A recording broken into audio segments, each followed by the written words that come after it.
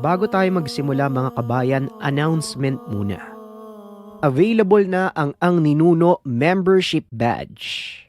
Makikita sa screen ang example ng YouTube badge. Sa oras na mag-avail kayo ng badge sa halagang 129 pesos, magkakaroon kayo ng green badge sa tabi ng pangalan nyo. And take note, every month nagbabago ang kulay ng badge.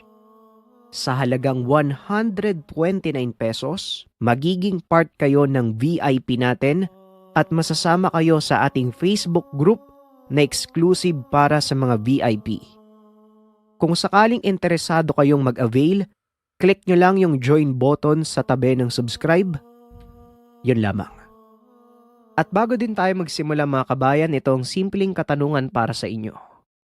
Kung ang ina ang ilaw ng tahanan, ano naman ang tatay? Kayo nang bahalang sumagot mga kabayan, tignan natin kung tama ang magiging kasagutan nyo. Huwag na nating patagalin pa, simulan na natin ang kwento.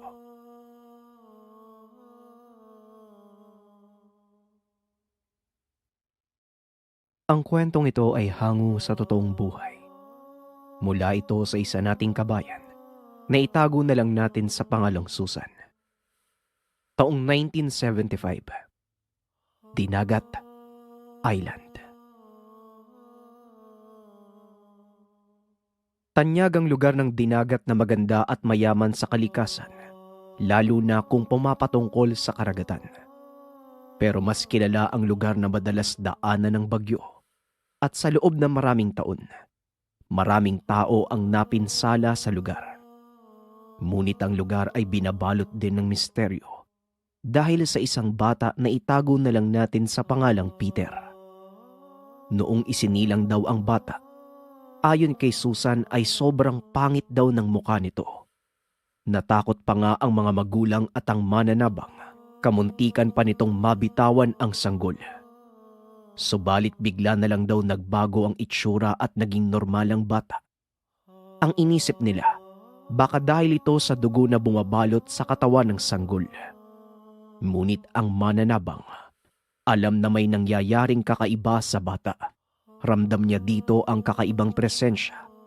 Hindi na lang sinabi ng mananabang dahil siguradong magagalit sa kanya ang mga magulang nito.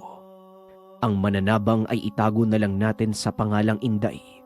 Malapit lang ang tirahan nito sa bahay nila Peter. Habang lumalaki ang bata, masuri niyang sinusubaybayan ang pagkilos nito. Normal naman sa balit. Minsan bigla na lang itong nagkakasakit. Yung bang mahina ang katawan at lalagnatin. Si Inday din ang gumagamot dito at ayon sa kanya, nababati lang daw umano ang binata. Kaunting gamutan ang kailangan at pakiusapan ng nakabate na pahiran ng laway ang noo ng bata. Ang tawag kasi sa bating ito ay buyag-buyag. Karaniwang nakukuha sa mga taong namamangha sa bata. Sinasabihan ng mga kaaya-ayang salita o hindi kaya naman ginugulat. May buyag-buyag din na kung saan makukuha sa iba't ibang lugar lalo na sa mga masusukal at mga nakatirang elemento. Ang madalas tinatamaan ng buyag-buyag ay ang mga bata at yung hindi pa mulat sa kakaibang bagay. Yung inosente at walang proteksyon, lalong-lalo na kung hindi nagsisimba.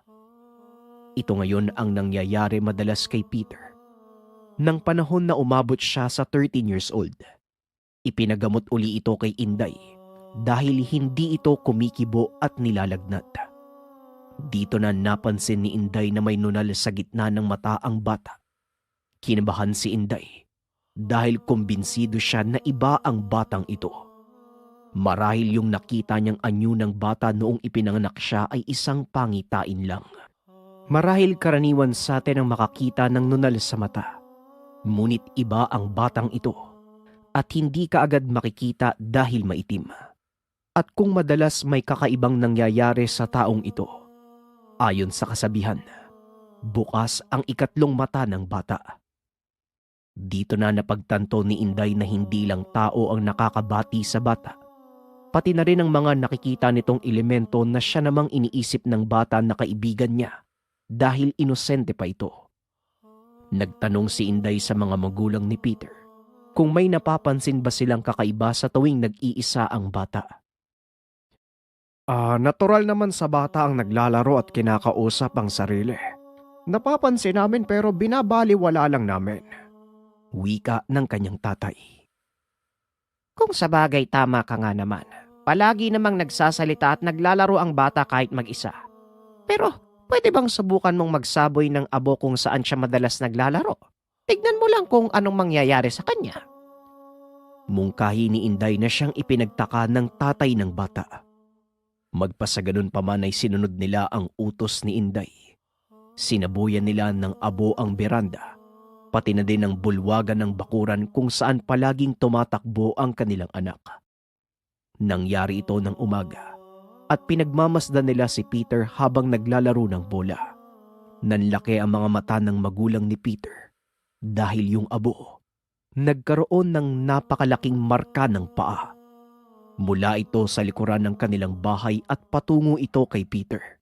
Nadagdagan pa ang kanilang kilabot dahil paulit-ulit na nagsasalita si Peter at tawa ng tawa. Nayawa na, Lorna. Kapre yata ang kalaro ng anak natin. Kunin mo ang bata. Wika ni Tatay David. Ayokong kunin oh. Ikaw na lang yung kumuha, natatakot ako. Tugon ni Nanay Lorna. Mabilis na pinuntahan ni Tatay David si Peter at kaagad na pinasok ng tahanan. Maniwala man kayo sa hindi, yung mga hulma ng paa doon sa abo, animoy kumahig ng dahil sa galit. Maging ang kanilang sampayan, biglang gumalaw na animoy hinampas ng kung ano. Pumunta si Tatay David sa lumang tahanan ng kanyang mga magulang. Giba-giba na ito at napakaraming baging na gumagapang sa buong bahay. Letsogas ka. May kapre pala ang bahay na to. Kaya pala nakakaamoy ako ng kakaiba. Meron palang elemento. Pero bakit kaya siya lumalapit sa bata? Sa pagkakaalam ko, hindi naman mahilig sa bata ang mga kapre. Wika ni Tatay David sa kanyang sarili. Kinabukasan ay muling dinala si Peter kay Inday. Pinaliwanag nila ang nangyari. Ayon kay Inday, si Peter ay lapitin ng mga elemento at siguradong ang dahilan ay nakikita ng bata ang mga ito. Kaya naman tuwang-tuwa sa kanya ang mga nilalang. Huwag niyong itatabo yung kapre doon sa lugar dahil gabay siya ng bata. Nararamdaman kong mabuting elemento ang nakatira sa lugar niyo. Nga pala, kapag napansin kayong kahina-hinalang tao, lalo na yung palaging tumitingin sa bahay niyo pero hindi niyo kilala, sabihan niyo ko kagad. Dahil maaaring ang anak niyo ang pakay niya. Isang mutya ang bata. Buong katawan niya ay kargado ng bertud, lalong-lalo na ang kanyang mga mata. Karaniwan sa mutya ang mga kakaibang bagay. Pinaniniwalaan na galing ito sa kalikasan, pero lingid sa kaalaman ng karamihan. Ang isang tao kapag may kakaibang katangian mula pagkabata ay isa itong biyaya. Matatawag ding mutya. Obserbahan niyo palagi ang bata dahil siguradong magugulat kayo pagdating ng panahon. Wika ni Inday. Bantay sarado ng kanyang mga magulang si Peter dahil na rin sa pag-aalala sa kung anuman ang maaaring sapitin ng bata. Hindi nila ito sinabi sa mga kapitbahay. Alam nilang walang maniniwala maliban kay Inday. Hanggang sa lumipas ang ilang araw, linggo, buwan at mga taon. Lumaki na ng lumaki si Peter. Nang mga sandaling ito ay nasa edad 11 years old na ang bata. Naging kampante na ang mga magulang nito dahil mulat na sa kamalayan si Peter. Alam niya na sa kanyang sarili na ang nakikita niya ay hindi parte ng mundo ng mga tao. Sinasabi niya sa magulang ang mga iba't ibang nilalang na kanyang nakikita. Sobrang dami daw at parami ng parami habang tumatagal. Nasa paligid lang ito ng kanilang tahanan at palaging nakatingin kay Peter. Kinakabahan man ang mga magulang, subalit wala namang nagaganap na panggagambala ng mga elemento. Nakikita nilang bigla na lang natutulala si Peter at bumubuka ang bibig habang nakatingin sa isang banda. Animoy may kinakausap at makikita pa sa kanyang pagkilos kung paano siyang nakikipag-usap sa hindi makitang nilalang. Hindi na rin nagkakasakit si Peter. Palagi niyang sinasabi na maglagay ng matatamis doon sa kusina at puno ng bayabas. Nagtanong naman ang mga magulang niya kung bakit. Ang sabi nito, may mga duwende daw siyang kaibigan. Ito lang daw ang nakakausap niya ng matino. Ang iba daw kasi ay suplado at hindi siya kinikibo. Samantala, lagi namang bumibisita si Inday at nanghihingi ng payo ito sa bata. Nagtatanong kung anong klaseng gamot ang pwedeng gamitin sa mga kinulam at iba pang mga nabate. Ang sabi ni Peter, hindi niya daw alam ang mangkukulam, ngunit sa mga nabate na galing sa elemento ay hayaan lang daw ito. Gagaling umano ang pasyente dahil reaksyon lang ng katawan nito ang naapektuhan. O hindi kaya naman, maglagay lang ng malamig na tubig sa batsa at ilublob ang paa ng nabate. Ama ng Inday, yung mangkukulam ba ay masama? Tao ba yon? Tanong ng binata. Napangiti naman si Inday. Oo nga pala, hindi ko pa nababanggit sa iyo ang iba maliban sa mga elemento. Tao din ang mangkukulam dong. Gumagamit ito ng mahika na galing sa demonyo. At ang mahirap, kung papaano tukuyin ang salarin. Kahapon alam mo ba, may nagpunta sa bahay at nagpapatulong. Mag-ama sila. Nakita ko ang bata na halos kasing edad mo lang. Merong bukol sa batok at nararamdaman kong kinulam. Sinubukan kong gamutin ngunit hindi tumatalab ang orasyon ko. Alam mo na iho na mananabang lang ako at may kaalaman ng kaunti sa panggagamot. Pero sa karaniwan lang, kagaya ng bate. Pero yung matinding kulam, nako, mahihirapan ako sa ganon. Pagpapaliwanag ni Inday. Ganun po pala. Hindi niyo po matukoy yung kumulam, no, Manang? Pwede ko po bang makita yung kinulam? Tagasan po ba siya? Wika ni Peter. Napatingin si Inday sa mga magulang ng bata. Nakakunot ang mga mukha nito at halatang nag-aalala. Ang sabi ni Inday, kakausapin niya muna ang mga magulang nito. Yun na nga ang nangyari. Naiwan si Peter at nagtungo na sila sa kusina. Ito na ang sinasabi ko sa inyo. Kapag lumaki si Peter ay magugulat kayo. Nakita nyo kung paano siya makipag-usap sa akin. Parang natutuwa pa na makakita ng kinulam. Nasisigurado kong may gagawin ng anak nyo. Wika ni Inday at naluha naman si Nanay Lorna. Habang si Tatay David ay kita sa muka ang pagkabalisa. Gusto ko sanang lumaki ng normal ang bata. Kaso parang napaka-imposible. Bukas ang ikatlong mata nito at malamang sa malamang magkakaroon siya ng malakas na kuryosidad upang tukuyin ang hindi pa niya nalalaman. Lorna, hindi lang natin pagmamay-ari ang anak natin, kundi para din siya sa mga taong nangangailangan ng tulong. Alam ko na ang tumatakbo sa isip mo, Inday. Dadalhin mo ang bata, pero sasama ko. Wika ni Tatay David. Ano? Nahihibang ka na ba?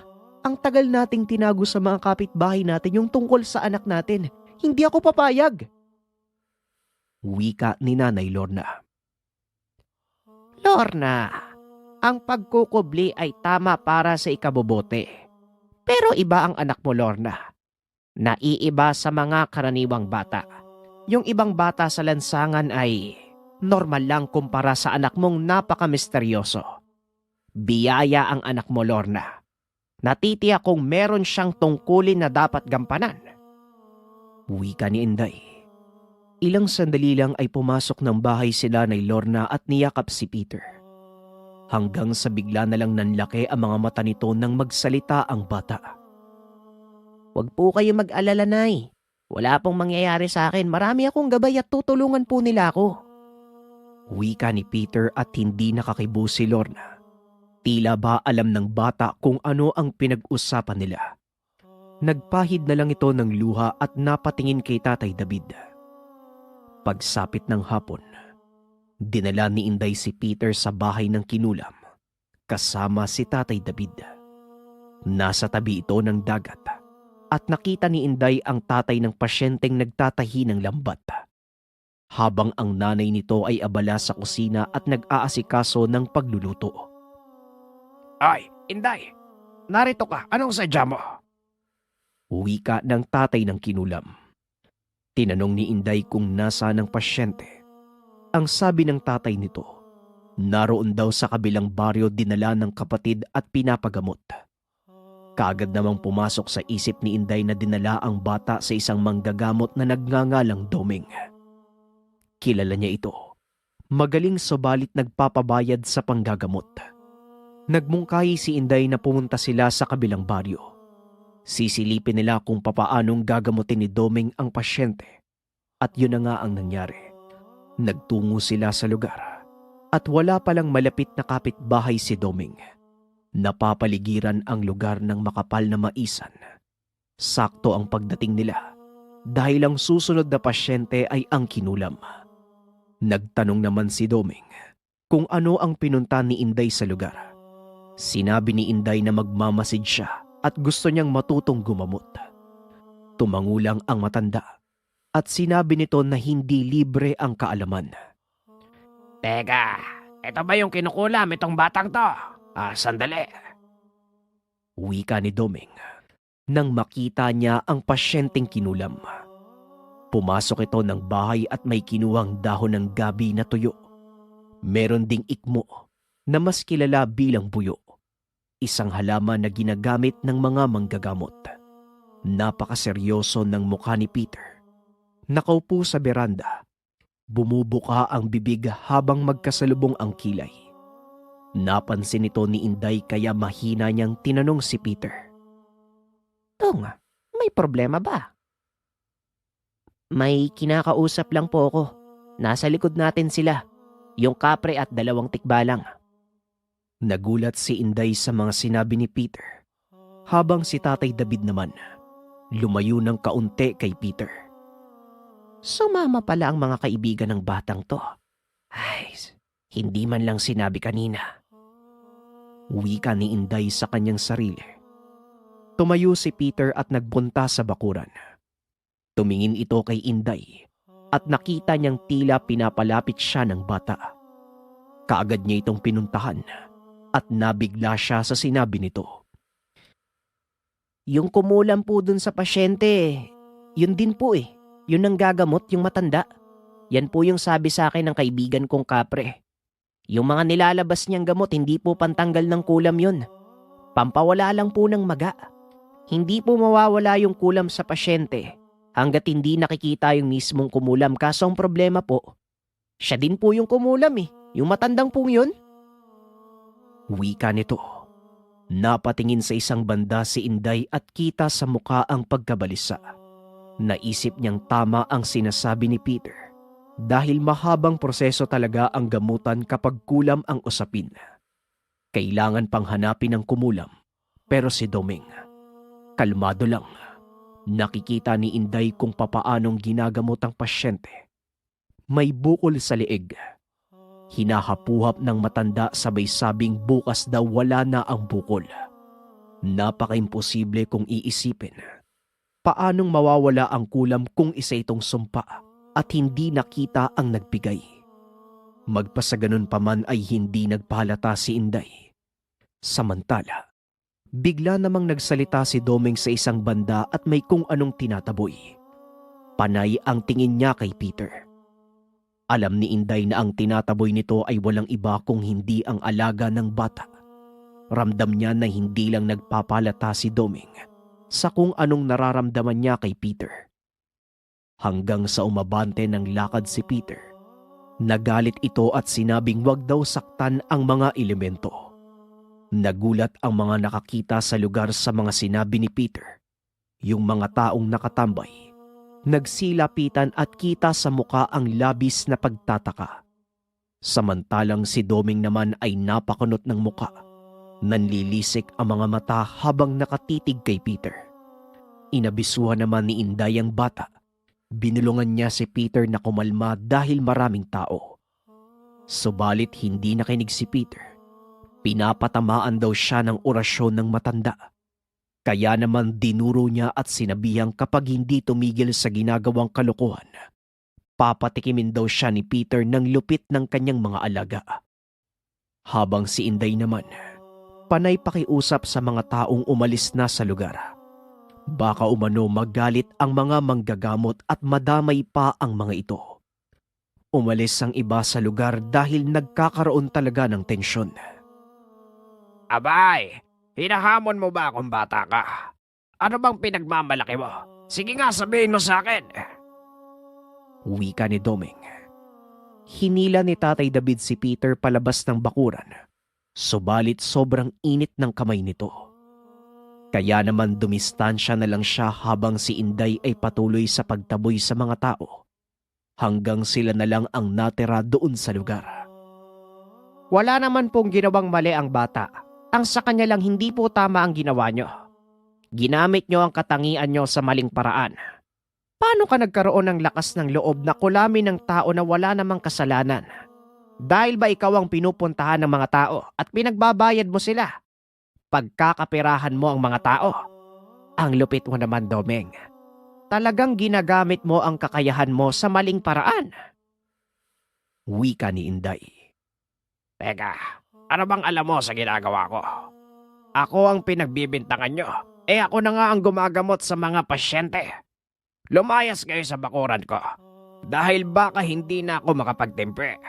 At ikaw bata ka, wag na wag mo kong pinabantaan. Wika ni Doming. Pero ikaw po yung kumulam. Hindi ako nagsisinungaling. Bantayan mo ang mga sinabi ko sa'yo. Kapag inulit mo pa ang panloloko mo sa ibang tao, magsisisi ka. Wika ni Peter. Hindi na kumibo si Doming at pumasok na sa loob ng tahanan. Samantalang si Tatay David naman ay nagulat sa inasal ni Peter. Animoy malaking tao na at magsalita. Diretso pa itong nagbanta sa manggagamot. Nang mga sandaling ito ay pinapakalma nila si Peter. Hindi na din mainit ang kanyang katawan. Ngunit nagudyat ito ng kamay. May kinausap sandali at saka nagpatuloy sa paglalakad. Sabihin mo sa akin, Dong, anong ginawa mo? Tanong ni Inday. Ang sabi ko po sa kaibigan kong kapre, magbantay po muna siya doon sa lugar. Siguradong magdadalawang isip na yung matandang yun na gumawa po ng mga pagkakamali. Wika ni Peter. Umugong ang balita ng alitan ng bata at isang manggagamot sa buong lugar. Bagaman hindi nila alam ang dahilan. Ngunit dahil dito, nakilala si Peter ngunit nanatiling lihim ang kanyang kakayahan. Naging usapan siya ng mga tsismosa sa lugar. Kesyo wala daw disiplina at sumasagot sa nakakatanda lalo't isa pang manggagamot. Hanggang sa lumipas ang isang linggo. Gabi ng sandaling ito at kasalukuyang nakahiga si Peter upang matulog. Biglang bumisita si Inday. Sinabi niyang may nangyari sa kanyang anak. Maging si Tatay David ay nagreklamo din. Dahil nahihirapan daw siyang huminga tuwing gabi. At nakakakita ng itim na imahe na nakatungtong sa kanyang dibdib. Sa pagkakataong ito, iba na ang naramdaman ni Peter. Lumabas siya ng tahanan. Tinignan ang buong paligid ngunit wala ang mga elemento. Wala ang mga matang nakikita niya sa dilim. Dito na sinabi ni Inday na baka kinukontra na siya ni Doming. Kaya naman ng gabing yun, tinungo nila ang tahanan ni Doming. Pagsipat ni Peter sa paligid nito, naroon ang 2 tikbalang at yung kapre ay nasa harapan ng bakuran. Hindi daw makapasok ng tahanan ang mga alaga niya dahil may malakas na enerhiyang bumabalot at naroon din ang iba pang mga elementong kaibigan niya. Papasukin ko po yung bakuran. Nariyan sa loob si Mang Doming. Wika nito. Pipigilan pa sana siya ni Tatay David. Ngunit hindi nakinig si Peter. Subalit nagpatuloy siya sa paglalakad hanggang sa makarating sa beranda. Dito na nagsalita ang bata. Pinalabas niya ng bahay si Doming. Nagbukas naman ang pintuan at nakita nila Tatay David at Inday si Doming. Nakangiti habang nanlilisik ang mga mata. Sinabi ko naman sa'yo na wag mo kong binabantaan. Nagsilayas na ba ang mga alaga mo? Ayan yung kapre mo. hindi magawang makapasok at sundin ang utos mo. Natatakot din sila sa akin. Wika ni Doming. Sila natatakot pero ako hindi. Oo, nagbanta nga ako sa'yo pero inulit mo pa din eh. Wala akong kaalaman sa mga orasyon pero kaya kitang patumbahin kahit nakatayo lang ako dito. Wika ni Peter. Natawa pa si Doming. Ngunit biglan nanlaki ang kanyang mga mata. Isa-isang naglitawan ang mga nilalang sa likuran ni Peter. Yung 2 tikbalang naman ay nakalapit na dito. Nakita nila Tatay David at Inday ang napakaraming elemento. Ang papangit ng muka. May tamawo pa na animoy sumasayaw sa gilid habang nakatingala. Hindi ko alam kung bakit nakikita natin sila. Marahil nagpakita o sinasadya ito ni Peter. Ganyan pala kapangit at sobrang nakakakilabot ang itsura nila. Ano kayang gagawin niya sa matanda? Wika ni Inday. Subalit hindi nagsasalita si Tatay David. Kita sa kinikilos nito na natataranta na at halatang tatakbo. Samantalang si Doming naman ay hindi nakakibo. Nawala rin yung nakakaasar na muka. Nagmistulang batang paslit na natakot. Isang maling salita mo lang, dudumugin ka ng mga alaga ko. Ano nga pala uli yung sinasabi niyo po kanina? Wika ni Peter. Pasensya na. Nagkamali ako ng hinala. Ganyan ka pala kalakas. Anong klaseng bata ka? Wag mong palapitin sa akin yung isang yan, pakiusap. Hindi na ako uulit sa mga ginagawa ko. Tatanggalin ko na yung mga sumpang binitawan ko sa mga tao. Wika ni Doming. Pangalawang pagkakataon mo na to. Sa susunod, itutuloy ko na ang pagpatay sa'yo. Masama ka eh. Hindi ka tao. Isa kang demonyo. Tatandaan mo, narinig ng mga alaga ko yung sinabi mo. Alam mo naman kung gaano sila karami. Baka gusto mong tumawag pa ako ng iba. Wika ni Peter. Hindi na. Sapat na ang nakita ko sa'yo. Pasensya na sa mga nagawa ko, pakiusap. Sana walang makaalam na iba. May mga kamag-anak kasi ko, baka kamuhian nila ako. Patawarin mo ako. Wika ni Doming at hindi na nagsalita pa si Peter. Tumango lang ito ng isang beses at nagsipulasa na sa iba't ibang direksyon ang mga elemento. Nagtanong naman sa kanya si Inday kung bakit nagpakita ang mga nilalang. Yung iba po kasi hindi nakikita ng manggagamot kaya inutusan ko po silang magpakita lahat. Para po matakot siya. Pero hindi ko po inaasahan na nakita nyo din po pala. Yun po yung itsura nila, nakakatakot. Pero lahat naman po yun mabait, suplado lang po talaga kung minsan. Lalo pa pag may hinihiling sa akin na kung anong bagay tapos hindi ko po napagbibigyan. Pagpapaliwanag ni Peter. Umuwi na sila ng tahanan. Nawala na ang kulam sa anak ni Inday at hindi na rin dinadalaw ng anino si Tatay David. Nanatiling lihim ang lahat. Pero lingid sa kaalaman ng mga naninirahan sa lugar na si Peter pala ang tumataboy sa mga masasamang elemento. May nakaharap din siyang aswang. 3 ito at binabalik-balikan siya. Ngunit nang dahil na din sa kanyang katangian, inutusan niya ang mga elemento na gambalain ang mga gumagambala sa kanya. Hanggang sa dumating ang isang araw, may lumapit sa kanyang tao. Nakiusap ito na tigilan na ang panggagambala ng mga elemento at hindi niya napupuntahan pa ang bahay ni Peter. Ito ang aswang na palaging bumibisita sa kanyang tahanan. Lumipas pa ang maraming taon. Tuluyan ang tinanggap ni Peter ang kanyang gampanin sa mundo. Ginamit niya ang kanyang katangian upang tumulong sa ibang tao. At maraming tao din ang nahumaling dahil sa kanyang kabaitan at galing sa larangan ng panggagamot. Kinilala siya ng karamihan sa bansag na Batang Mutya. Maraming salamat sa pakikinig ng ating kwento mga kabayan. Muli, mag-abang lang tayo sa mga paparating pang kwento dito sa ating channel. At kung sakaling interesado kayo sa mga 1-hour upload ng stories, pwede nyo akong i-follow sa aking Facebook page Search nyo lang JD at naroon na ang ating mga compilation. Yun lamang. Maraming salamat. Paalam.